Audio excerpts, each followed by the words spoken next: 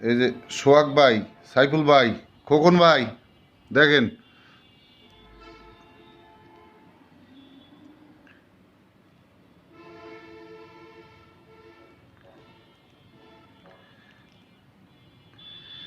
চিনি দিয়ে পাকাই দিলাম যা থাকে কপালে।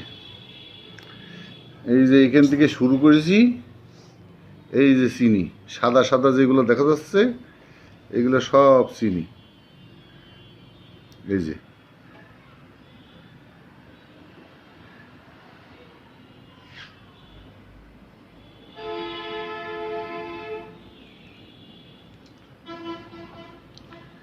এটা হচ্ছে 90 কেজি ওজনের একটা মূর্তির অংশ, ভাঙা অংশ।